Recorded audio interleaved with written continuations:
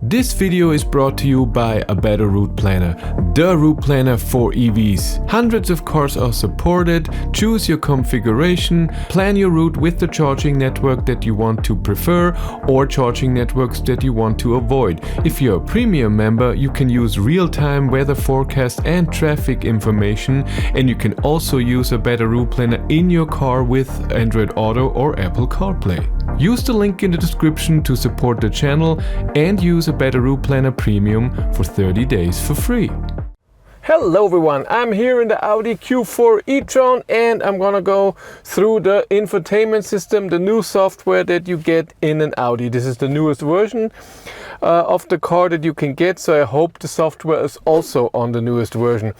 Even though this is an MEB platform car and in Skoda and Cupra it still says ID software 5 or something. In here it doesn't do that, and the software is completely different. So the core is the same, but it's completely different. Number one is that the climate is all extra buttons. It's down here and you only have a few options in there. We're going to go through that in a second. You have auto here, sync, the seat heating, turn off the climate, and then you have these buttons to turn up and down your temperature, and you don't have eco mode for the passenger side if nobody's sitting there. Here you have the airflow, and you cannot have air to the body and the window at the same time. It doesn't work, and either all or one of those things, which is weird. Then you have AC control where you can have it off, on in eco or max. I have it off right now. You have recirculation, auto, manual or off, and then max defrost, rear defrost, and seat heater for the passenger. We have a few buttons down here where you can turn the ESC off, your drive mode and your assist system and your parking cameras.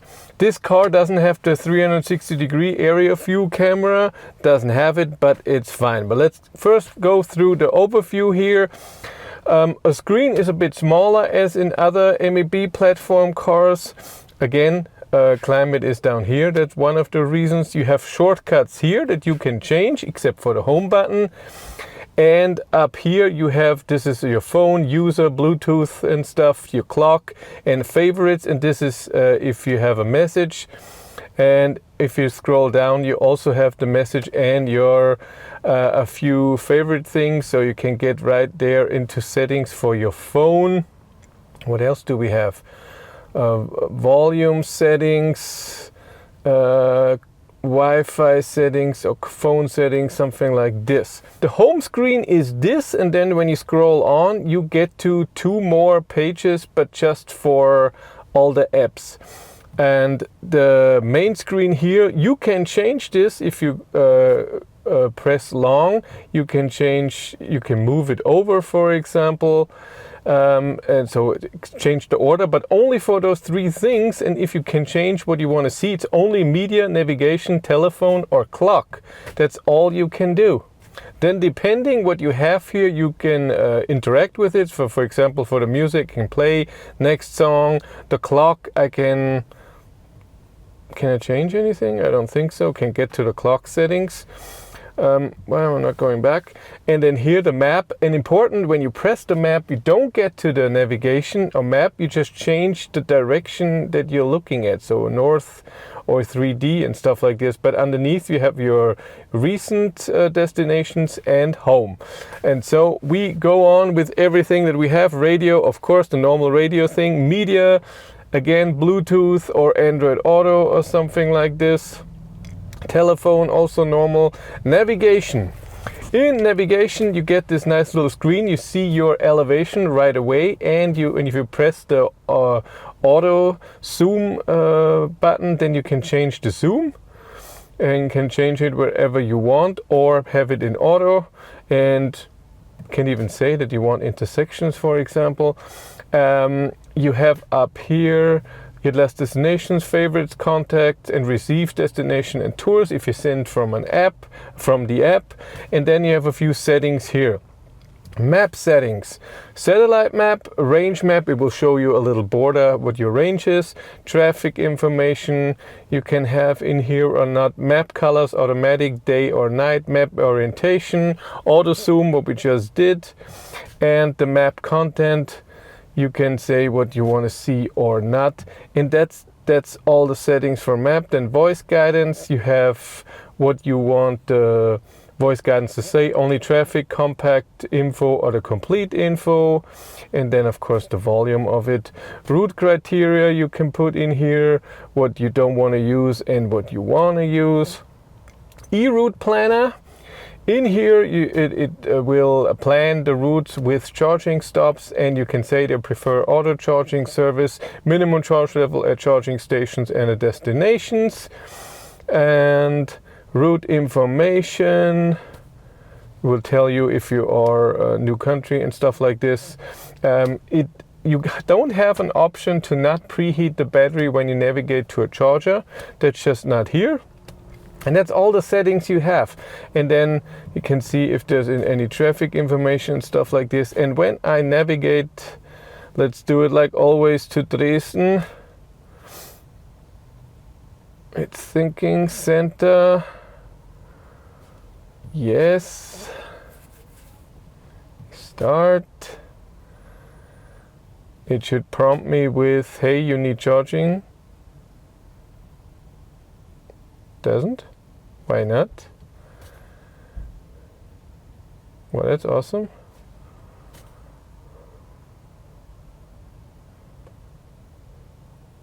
Arrive with minus 42%. There we go.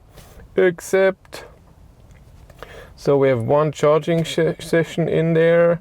At Allego, 20 to 74%. 150 kilowatt charger. That's not a good thing. Car can charge with 180 something kilowatt. At 150, it's very possible you only get 75 kilowatt. That's the reason why right now MEB platform routing is not the best. Yeah, but that's it. And then you can get out of the map here. So we have the navigation. Android Auto shows the whole screen, and you always get back here and get back in. It's very easy. And you can have, of course, the map as the whole thing. Android Auto is the same thing. Then car settings. Here we have charging. In the charging, you can change the charging limit, and you can do charging plans where it should charge, to what time, and so to preheat the battery preheat the car as well. There's no button to preheat the battery. Even in settings, when you go in, you have the battery care mode and release the AC connector. Advanced charging session is when you want to do location-based AC charging, but no, you cannot select this. Audio drive select is your drive mode, efficiency, comfort, auto, dynamic, individual. When you go in here, you don't have a lot of options, only drive system, suspension and steering. So not what the cruise control, for example, is doing and stuff like this. Efficiency assist, you can have automatic regenerative braking, and range mode you can activate here. The AC, you can have auxiliary air conditioning, where you can plan when it's preheating the car, and auto recirculation. That's it. It's all what you have settings for your climate. Light and vision, exterior light, automatic headlights, when should they turn on, early, medium, late, and main beam assist, and that's it. Entry exit lights, and you can have those little light signatures in the front. You can see here, then we have the rain sensor, backing lighting. Where was that? Background lighting, that's your ambient light. You can change the brightness, and is that it? No, you have different colors here. How do I change the color myself? Surfaces, brightness, color. There I go. There you have, for every part you have your color and your brightness. Here are we? Parking aid, front volume, automatic activation, rear volume, entertainment fader. Oh, I want that off. That was always annoying. Yes, driver assist. This is your assist systems. You have your speed warning, where it will inform you that you drive above the speed limit, traffic sign, base speed warning. No, one is the normal speed warning that you don't drive with winter tires more than 180, for example. Adaptive cruise assist, you have explanation what that is, store last distance, and predictive use speed limit on and with tolerance. I tried the with tolerance. It still only set it to exactly the speed that I saw, so I don't know what it does here. An adaptation on route ahead. It can be slow, medium, or fast. How it's adapting to the route ahead. I guess that's when there's a corner, not when it comes to traffic and stuff like this. So a bit less options than you have in Volkswagen and Cupra and Skoda. Predictive speed limiter, distance warning, Audi presents side assist, lane departure warning, hazard alert, exit warning system, fatigue warning, and this direction warning. That's all our assist settings and service. Steering wheel button, there's a favorite button here. You can switch to those few things, but not the speed limit warning. That's just not in here. That's very sad. Hold assist, this is your auto hold. This is in settings and services. Service interval. The next one is in soon, in December. Central locking is all doors should be locked. Long press to open windows on the key. Fold mirrors when you lock the key. Open with convenience key. The car doesn't unlock when you get close to the car. You have to touch the door handle. Then it unlocks and then you can open it. A wiper change position. You can do tire pressure loss indication. Car information. 2 keys are registered and your VIN. Next is favorites. In favorites, which is pretty nice. There's nothing you can do. You can put in favorites, and I already did that. So if you want something in a favorite, for example, when we go into, what do we have? Fatigue warning, you press long. And then it tells you store as favorite, and then it will be in the favorites. And the favorite, by the way, so when you are in this, you can put it in one of those 4 things, and I did this on that. And then it shows me my favorites, which is pretty cool. Then we did car. Favorites, is that what I said? You have favorites for the car, for the navigation, for the radio, and for the telephone. Settings overall, we have general settings, daytime measurements, speech dialogue system, if it talks to you when you ask something, if it's connected to the internet, version information, and here it is. It doesn't say this is software 5, it's 4145. No idea what that is. Then brightness displays, you can do the cockpit dimming, head-up display, you can adjust what you want to see and you can adjust it a bit. Audio virtual cockpit, it can be different views, so it can be a different one and then you can figure those as well. Additional drive mode, should it be the date, electric consumption, short term, and so on the right. And what else do we have? Where is this? It's on the left. Driving time. Date. No display. Cool. It's like the old Q8 or the old E-Tron that had that too. And then MME can be a touchscreen, feedback, theme, screen cleaning.